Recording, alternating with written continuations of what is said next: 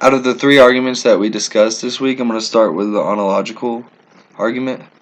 And it pretty much states that since God is the most perfect being, and since He's the greatest thing possible, because of this, He must exist. Because if He didn't exist, therefore He wouldn't be perfect. And it relies on human reason and our what we believe is to be perfect. That's the flaws I find in this argument, and furthermore, that it was made by a doctor of the Catholic Church who's an archbishop.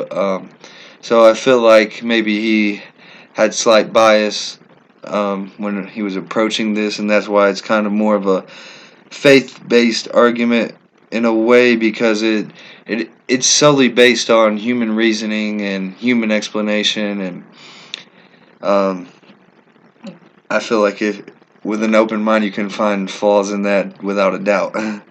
The second one is the cosmological reason or argument, excuse me, and it states that there's three possibilities for the creation of the earth. Either the universe has existed forever, which they say doesn't make sense because everything that we can see has a beginning. It doesn't make sense for it to keep going on and on forever.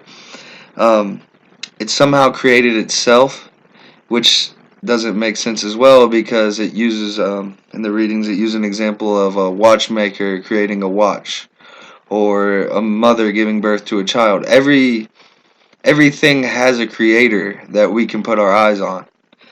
So the third explanation that the cosmological argument gives is that there's an external cause or an unmoved mover, meaning that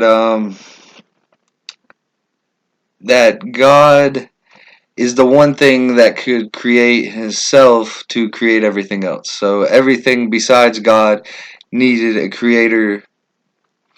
Um, and that's the flaw I find in this argument, is that it's in one half it's saying that everything in the world needs a creator, and then it continues on to say, oh, but except for God.